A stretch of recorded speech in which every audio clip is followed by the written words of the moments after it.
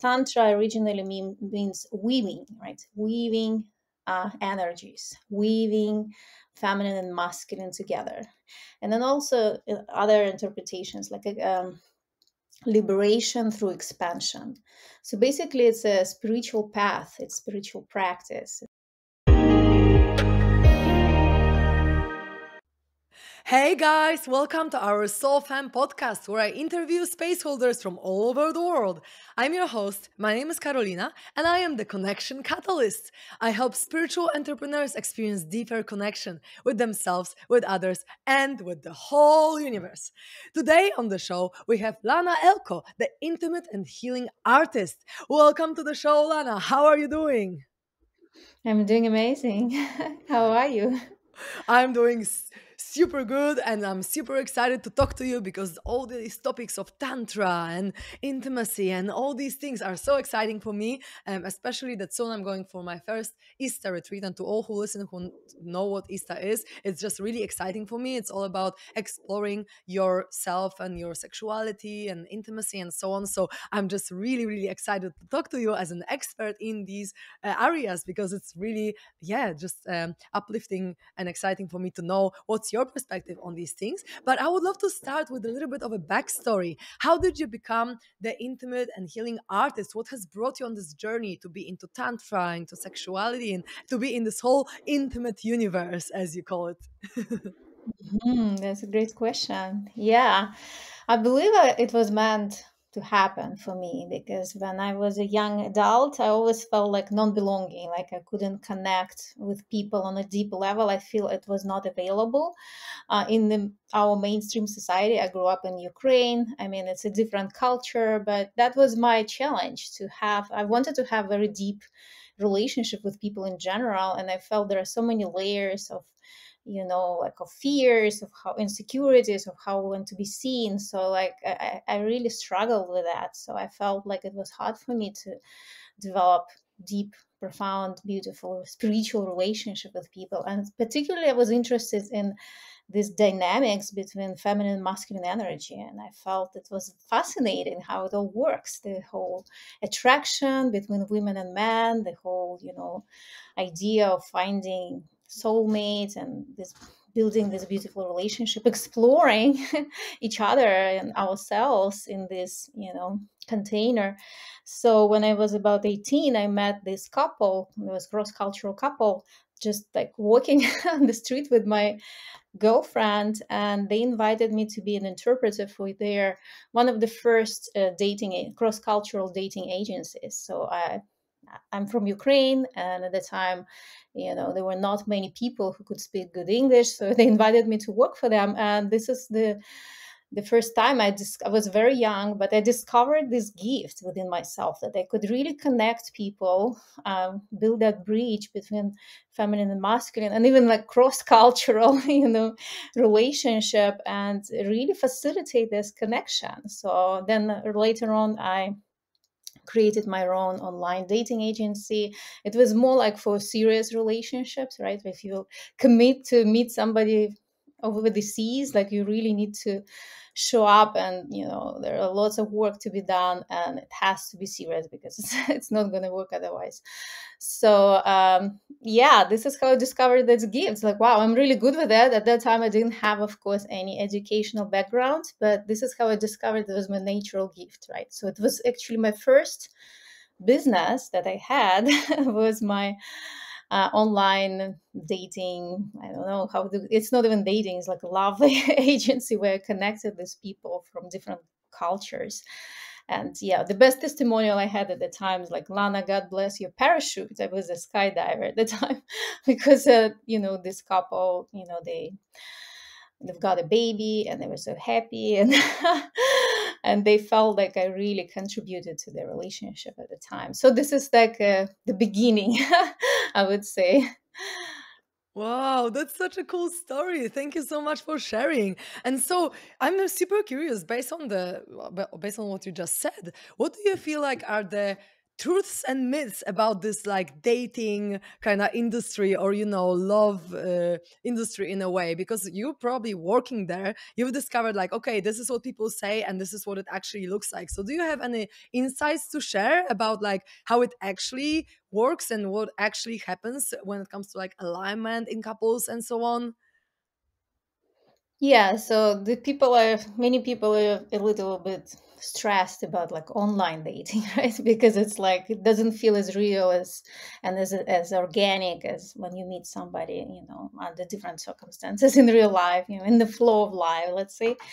But there are really good things about it, and we forget sometimes that these are real people. They also exist in the real physical world, and unless it's somebody's pretending. But these days they really refined the process of online dating, so they try to remove everybody who is not authentic, right? So there are lots of really good apps and companies that can provide much better services than at the very beginning.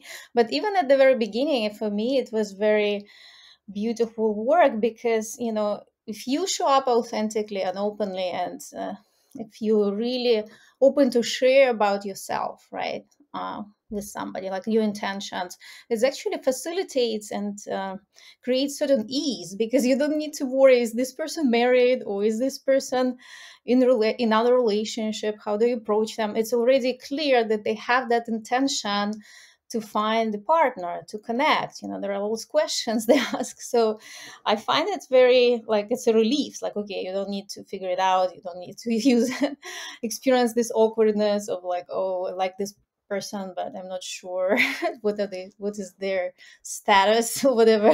Are they looking for somebody? Do they like me? Once you start talking, it means, okay, there is interest from both sides. So that's a good thing, right?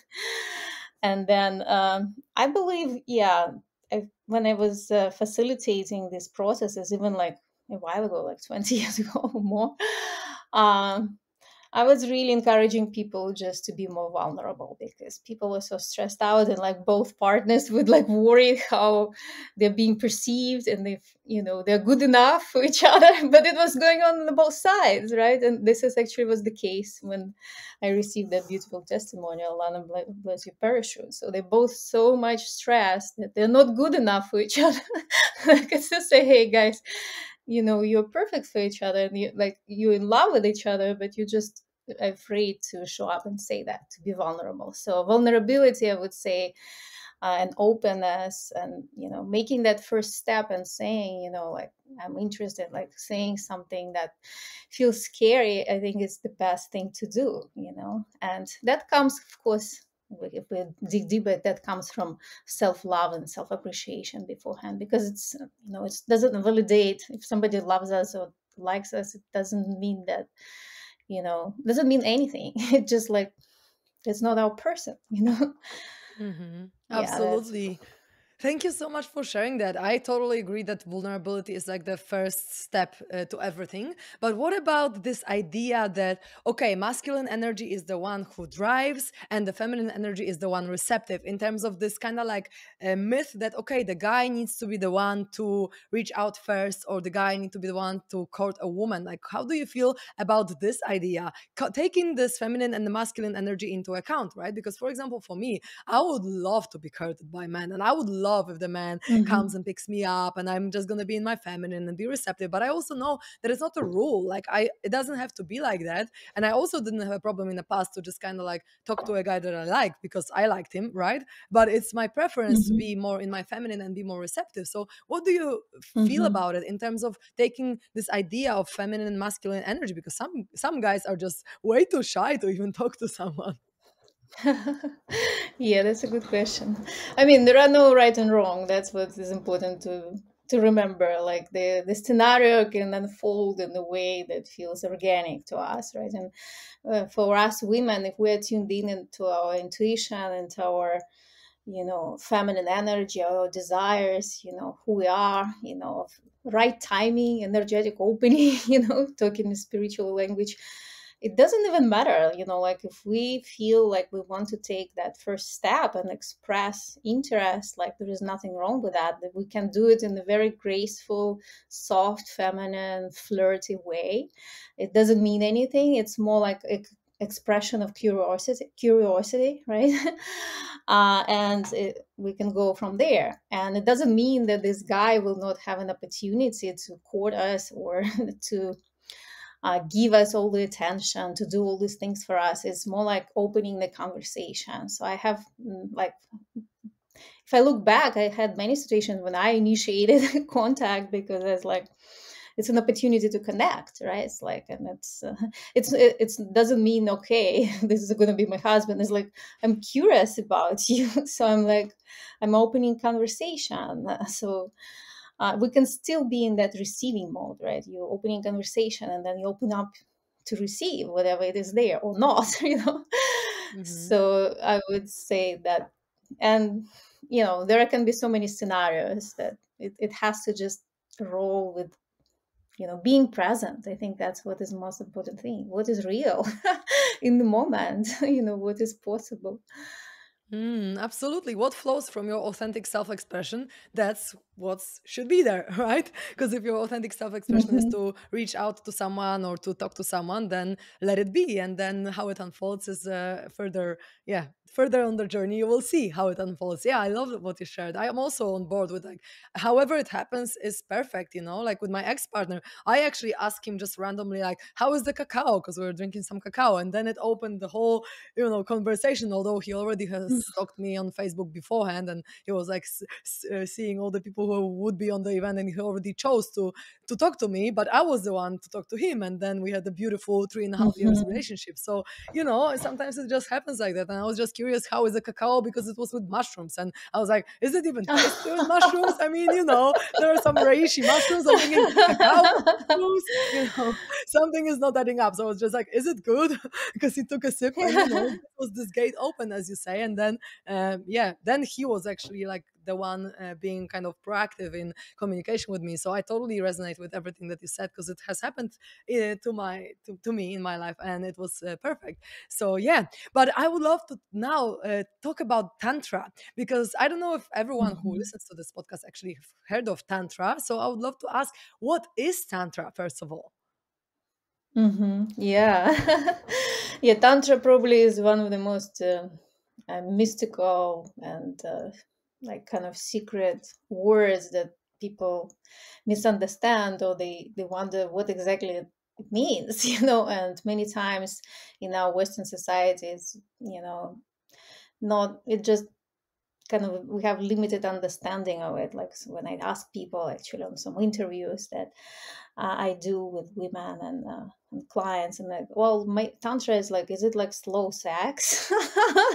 Well, like, is it some kind of sexual practice that makes like intercourse last long? Like, well, of course, it's so much deeper than that. And there are different schools of Tantra. And these days we have so-called neo-tantra, that something that was taken from ancient Eastern tradition and was translated into modern Western understanding paradigm, modern Western needs and desires. So there are different schools, and I wouldn't speculate on which school is better than another.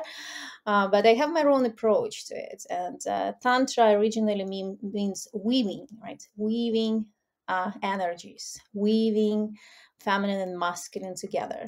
And then also other interpretations like liberation through expansion. So basically, it's a spiritual path, it's spiritual practice, it's a approach, right? It's like yoga. It does go hand to hand with yoga, but it's a separate school, right? And many times it was a privilege of secret societies, so like mystical schools, like because and this is something that I figured out and I use in my work, that Tantra is spirituality through embodiment. Our physical body is like the central tool, central vessel for exploration within the tantric paradigm, right? Because if you look at all other religions that became really big in the world, right, Christianity, even Buddhism, right, they all focus on transcendence. Like it's our soul out there, and like our body is sinful, we have to kind of like transcend to become enlightened, right? We transcend out of the body to become spiritual, to connect with the spirits. Here is the opposite, right? And that is a masculine. So this is how I see it: as masculine spirituality, spirituality through transcendence. And because we live in such still pretty much patriarchal world, patriarchal is not against man. Man is just unbalanced, right? Unbalanced towards masculine qualities. So all these religions became very big, and Tantra was always a privilege of like secret societies and like alternative circles, practitioners, because it's a spirituality through embodiment. And this is the feminine spirituality, because women are mothers, right? We are really connected to our body. Our body is so sensitive and connected to our emotional body, right?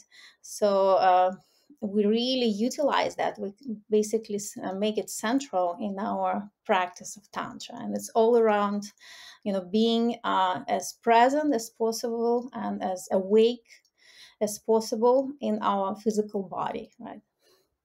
So that's Mm. kind of scratching the surface. There are, I would like to share more, of course, but let's have the questions and dive deeper.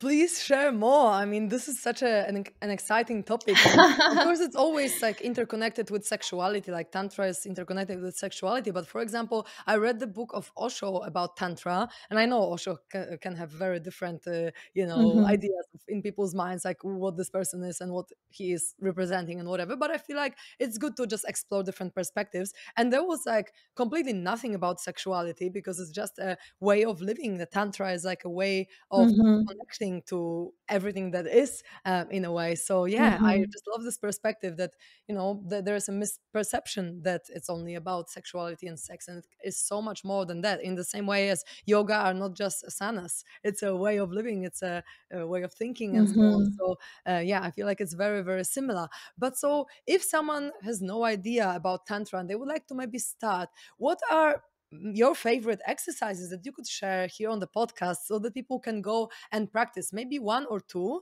and maybe one like that is like less, let's say, sexual, and one that is a little bit more connected to sexuality. Yeah, okay. I will share the practice, but just would like to give a little bit of background. So, one of the and the central elements of tantric practices, as you said, is not just about sexuality, but the reason of sexuality is part of one of the strongest experience we can have in our physical body is exploring our sexuality, right? Having sex, love making. It is very intense, and tantra is focusing on intensity, on like working with energies, on focusing on the process itself rather than the outcome. So we're not like chasing. If we talk about sexuality, we're not chasing orgasms. It's like every step, every phase, every moment of exploration, we see it as exploration, is extremely important. And it's the depth and intensity of our presence that opens up, each unpacks each moment of connection, right? So this is how we see it. It's we focus on the process, to be inside the process, enjoying that exchange, and seeing where we are being taken by this energy, by this weaving our energies together and being in that flow of connection, right? So this is when we talk about more advanced practices and where people already relax into this space, because many times when our Western people try to use this practices, many times people get stuck in their heads and they think, am I doing it right or wrong? It's like that is so much beyond it, right? There are three central elements that we focus on when we do tantric practices: is breath, movement, and sound, and touch, of course, when it's lovemaking or connection with a partner, and also self-touch, of course, when we do self-exploration. So these are fundamental pieces that we really explore and intensify, right? And we awaken all our senses. So it's not just sexuality, which I do believe, by the way, that sexuality deserves the status of its own sense. Right? We say we have five senses, right? I believe we have seven. We have seven chakras and seven senses. Like intuition is number seven, sexuality is the sixth sense, right? It has all the qualities of the sense. So we want to awaken all the senses, so not just to have sexual attraction, when we practice sexual tantric practices, but we want to open up at all levels with all our senses, right? Activate ourselves. So we use these three three or four, let's say four fundamental elements, right? Breath is very important. So many practices actually focusing on your breath, right? And breath can actually bring us to so-called expanded states of consciousness. I'm also a holotropic breathwork practitioner, and I developed my own breathwork practice, and we do use lots of breathing exercises, breathing practices in Tantra, and it's very, very important, right? So basically, our breath can facilitate and open us up to expanded states of consciousness, and intimacy is also we can see it as a practice in expanded states of consciousness, because our body can produce DMT, right? The element that you can find in ayahuasca and plant medicine, but our body naturally produces this element when we're intimate, when we're aroused, right? During orgasm, also during childbirth. So we have this potential to expand our consciousness within ourselves, in our body, without any kind of external stimulation. So that is very important. So breath is very important. Movement, like moving our body, the way our body organically wants to move. At the beginning, maybe we can follow certain practices more rigidly. The idea to be able to flow, right, with all these elements. Using our voice, our actually throat chakra is directly connected to our sacral, right? What they call sexual chakra. It's even the anatomy of our throat is very similar to anatomy of vagina or yoni, right? We use the word yoni in Tantra to that represents the feminine, like vagina. So we also want to remove any blockages in our throat center, because this is when we can really liberate ourselves. And we usually don't even use our voice to express ourselves. We're so limited in our vocal expression. We use our voice to talk, but not to express ourselves, right?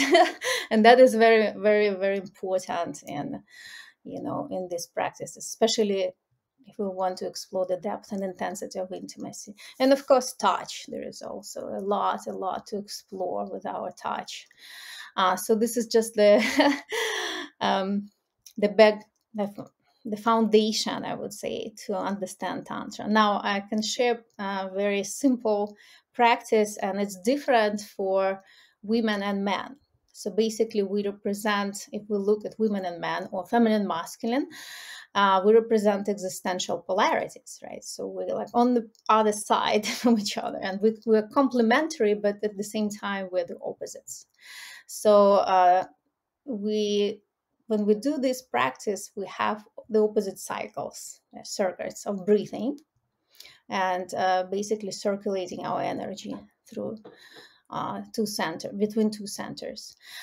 So women are wired through the heart. So when we fall in love, or when we even get attracted or interested to a man, we first feel it in our heart, right? We feel like, oh, I like this guy. You if even in terms of sensation, you start to feel it in your chest, right? Or maybe upper chest and throat.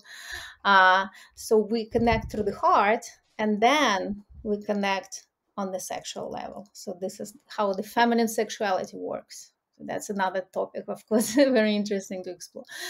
Now, the masculine sexuality is the opposite, that and how they get attracted, right? So they get attracted on the sexual level, which on the level of the sacral chakra, and then it arrives to their heart, or not sometimes. So when we do this practice, it's called running sexual energy. We have the opposite circuits of breathing. So women inhale through yoni or sacral chakra, right? And then pull that energy out all the way to the heart, and then exhale through the heart. And then you envision, if you want to build it up, so it can build up your sexual energy, you can envision the energy goes back, flows back to your sacral, and you kind of build it up.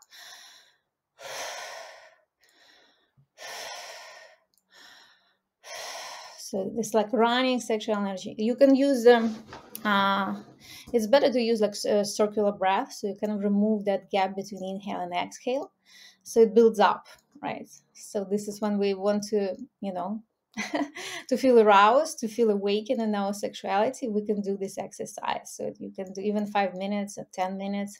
It's really helpful, and it opens both chakras, right? And it charges your heart with passion coming from, your sexual center, and then your heart sends back that unconditional love and acceptance to your sexual center, to to remove any kind of shame or guilt that we carry culturally or from our inheriting it from our ancestors around sexuality, right? So it's very simple practice, but if you really give it a try and be really present with your breath and your body, it's really, really powerful, right?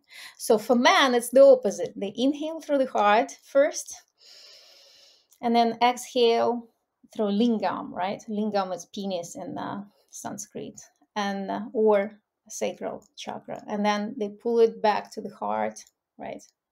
And then the exhale, the opposite cycle. So they inhale through the heart, send it to lingam, exhale, and then send it back to heart. So it's the opposite for men, right? Because they need to open their heart first. So this is how we also balance with our partner, right? For the opposite gender. So we balance the energies this way, so we can meet in the center as well.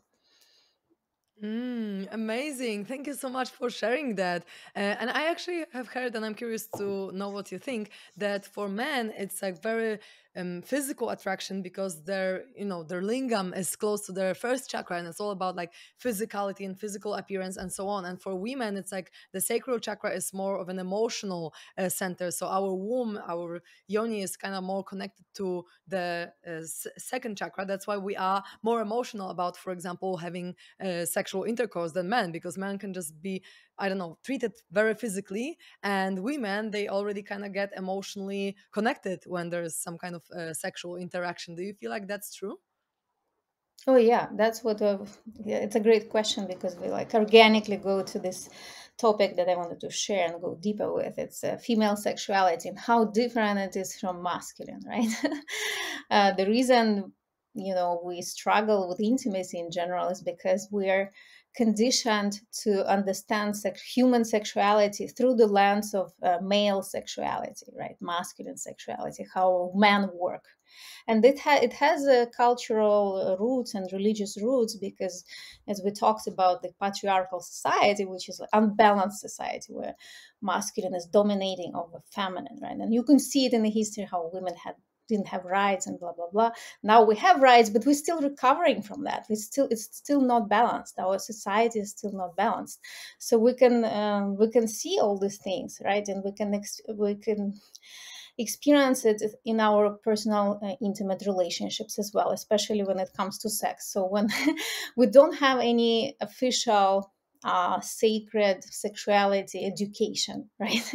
And there is no understanding of female sexuality. So everything we learn, it's either from like way vague stuff they teach, whatever in school, or like people teach each other, or like through porn, which is comes absolutely, this kind of represent um, toxic masculinity, toxic masculine sexuality. Many times, I don't say, maybe there are some pieces that are not that bad, but overall, right?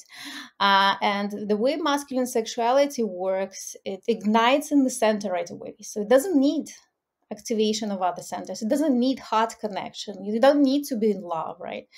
It's just like very strong and very like single focused force that just awakens very fast. It's very rapid within several seconds, and it can be very like powerful, streamed,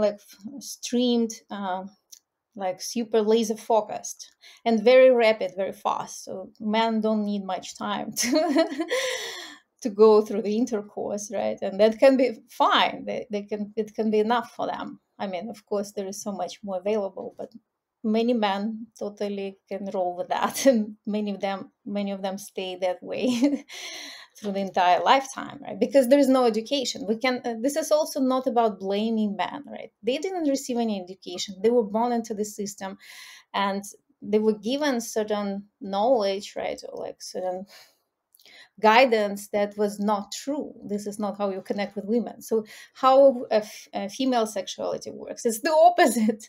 It's the female sexuality start to build up in our environment. It's not even our body. It's around, like, that's why women like romantic dinners or like great conversations. Like they want to connect emotionally first, and emotionally, it's also connecting through the heart, through our hearts, right? We need to feel that interest and emotional energy. We want to feel that, you know, it build up. We want it we want it to be built up, right?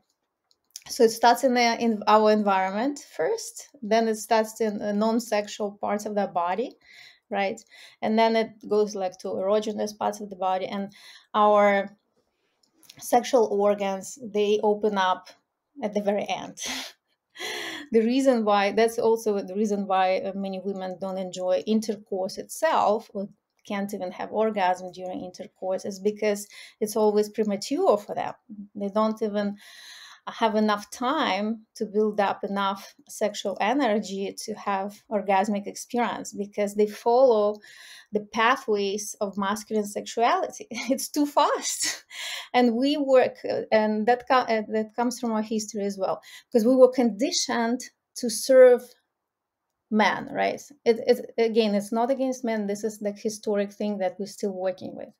We're conditioned to please men. The whole profession of prostitution came from pleasing man, right? And pleasing man means understanding how their body works, understanding how their sexuality works, and dancing around it. And all we got from that is just like this debris of pleasures. Like, if you can have some pleasure while you're doing it, good for you. If not, well. So that's what we need to completely transform. And this is why right these days, there is huge movements of feminine empowerment, which is very different from feminism, right? Like, we had those ones who were just liberating themselves and like, mimicking the masculine, because women didn't know how to succeed in a different way. So now we finally tap into like real feminine power. We start to understand how our body works. It's like, we don't like that. We don't like it this way. And it's a process of self-exploration beforehand, right? So the second step is like to connect both, because it's a Tantra is weaving, it's dancing with two energies. But the way we see female sexuality in Tantra is like a gateway. It's a gateway to expanded states of consciousness, mystical experience during intimacy. This is when you can become one and you can merge, and like you can see this, the whole universe. Many times when people talk about orgasms, like it's like the birth of the new star, or like this explosive energy, connected to galaxies and all this. So we can experience that, but the gateway to those experiences is through female sexuality, right? Because it's slowly builds up. And I like to say that women are intimate leaders, and we're leading through receiving. We're receiving the energy, and then we give back double, triple, quadruple, right? You can even see like we receive sperm and then we give life, right? So we do need to receive first. What we receive, then what this is what we give back, right? That's why women were so angry for a while, and there are still these tendencies in the world because they they were angry with what they received. They need to receive love and adoration, and then they give it back like triple, quadruple, whatever. Yeah. Mm, thank you so much for sharing all that. Oh my God, that was amazing. I'm just so into everything that you're saying. And I can really relate to that because when I started, working with my dear friend and sex and relationship coach, and I discovered that actually women also have erection, I was like, what? I have never literally heard of it before, and it was a few years ago. But like, I was just like, I was so surprised. And when I discovered that you need, like, I don't know, let's say 40 minutes or 45 minutes to actually get erect, of some kind of play or some kind of dance or some love or some touches or whatever, I'm like, oh my God, most of the women probably don't even get erect inside. And it's like, and the pleasure that a woman can have when they are erect already, when it's like the whole foreplay or the warm up happens, then the pleasure the woman can get is way way more. And I'm assuming that if a man is attuned to a woman, then the pleasure that man can get is also way way more, because like if we are amplifiers, right? So if the man gives us energy, we Mhm. can amplify it multiple times, then the man also gets way more pleasure of intercourse with a woman who is already on her peak, right? And if the man doesn't wait, if the man is just doing it in a very masculine way, like, okay, bang bang bang, 5 minutes, bye, or whatever, right? Then even men don't get the full experience of what it could be like if they actually were more aligned with the feminine way of doing it, because like I feel like it's good for both parties if we are more aligned Mhm. together and if we can find the middle ground. But also I feel like the middle ground is just to get the woman to her peak state as well, and to actually like Mhm. for a man to be a little patient and to just discover all these ways and make it playful, make it joyful, and make it loving, of how they can connect to a woman. And then the experience that they get when they actually like merge the energy with the woman would be also very very much better, I feel. So yeah, I just wanted to share that because I was like so surprised, that's the fact, but no one talks about it, as you said. So we need to talk about it to Mhm. bring it out there, and then people maybe will explore it, find it out for themselves, and then maybe we'll create a new reality where we are more aligned and we both, masculine and feminine, can both have as much pleasure as we possibly can. Yeah, yeah, absolutely. We need more education, on the experiential level about sacred sexuality and sacred union, female sexuality. Absolutely. Hmm. And Uh, so I have one little question to you, or actually two last little questions. One is like, what are your favorite top tips for intimacy? wow, that's great. Great, great question. Let me try to choose three. The first one that comes to me always and absolutely is the truth and growth. So if we want to be intimate with each other, we have to be real with each other, right? In our, like in my intimate universe, we actually change the question when we ask how are you, right? Like, I'm great, how are you? Most of the time it becomes automated. So here we change the question and we ask each other, what is real? What is real for you? It means, what is your truth in the moment? So we really focus on practicing the truth, and that actually helps us internally to discover the deeper truth, the deeper layer of truth, because many times we are so busy, we're just staying on the surface and don't go deep within to understand what is really going on with me right now, right? So it's really, really intimate, very vulnerable practice to start opening up on that level. And of course, at the beginning, when people start, it might feel a bit awkward. It's like, well, I don't know, I don't know what to say. So we usually ask this question. We start the intimacy with this question, basically, what is real for you? And another person takes a moment to feel into that question, not to answer right away, but like close your eyes, breathe, and feel what is real for you right now. And this is like, it changes everything. It just like brings us to such a different basically dimension of intimacy. And growth, what I like to say about growth is like, as soon as we stop growing, our intimacy starts to kind of like die. It starts to die, right? If this is like the laws of the universe, right? If something is not growing, it starts dying. Like it's a death rebirth process. So that's why I believe if people want to sustain their attraction, their intimate connection, they have to challenge themselves to grow all the time, and make sure to check in with each other. It's like, what is your truth, so you don't grow apart. So that would be probably number one. I would say the second one is education, for sure. Understand each other, understand the differences between female and male sexuality, female and male emotionality, how our psyche works. It's also very different, and how our minds work. So female sexuality is a network, right? It's like when you're saying, it's like, yeah, we can have different types of orgasms. We can feel pleasure, extreme pleasure in different parts of their body. It's not just one singular organ is dominating. So treating us as a network and navigating a network is more complex, right? And it's more non-linear process. It's more creative, and it's more in the flow and the present moment, right? So how do we weave this together with the masculine sexuality? Because we also like that. We do enjoy that force that is just so unstoppable, and like we tend to distract because we have a network. Right? Now with emotions, it's we were talking how women are much slower building up sexual energy, right? And men are very fast. With emotions, it's the opposite. We process emotional energy like 5 to 10 times faster than men do. That's why we have all these bumps with our partners, that they get overwhelmed with emotional material or emotional processing, and they just switch off, right? Or they call it also emotional penetration. So we have to understand how our emotionality work, and don't create pressure on somebody who's like incapable to process it. Like they need more time, right?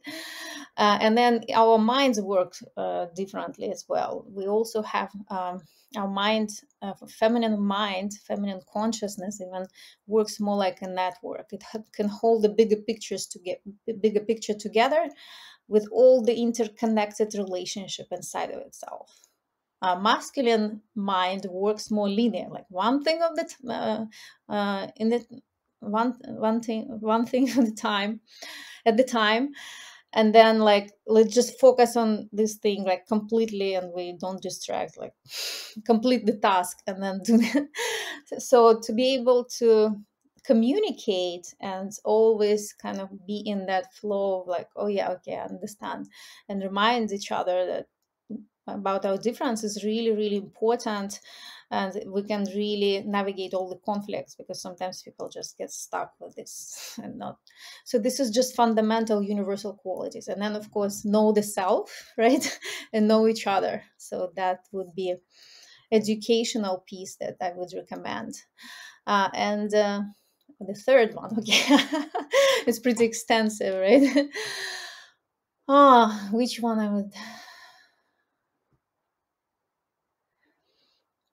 I would suggest explore, tantric practices, because they're not designed just to like, it's not for you to say I'm like a master of sexual arts or whatever. It's like it's for your own experience. What is possible to experience with another? How much can you open up, right?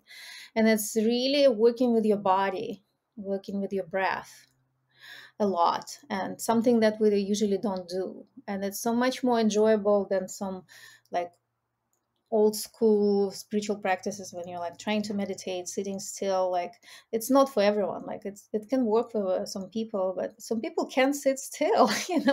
So like working with your body, moving your body, breathing, uh, vocalizing your experience, using touch. This is just such a juicy, rich practice that will it will never be boring, especially when you do it with your partner. So I would utilize these things, and it will expand your, intimacy. It will expand your universe that you're co-creating with your partner for sure. Thank you so, so much for sharing all that. It's so valuable, I feel, for everyone. And so, one last little question. If people really resonate with you and they would like to see your content and maybe work with you as well, what's the best way to find you? I have a website, lanaelcocoaching.com. You can find some materials there and connect with me. And I'm also present on Instagram, Lana Elco, Intimate Universe, Facebook, LinkedIn, all basically major social media platforms. I'm there. So if you would even Google Lana Elco, you'll find my articles, interviews. Yeah. Amazing. So yeah, Thank you I'd be so, happy so to support much. you. It's been such a pleasure to talk to you, and really, you brought so much value into the conversation. So I'm super, super grateful for it. And thank you for agreeing to be on this podcast. It's really an honor to have you. Thank you so much, Karolina, for having me. That was amazing conversation. You're a great conversationalist. Thank you.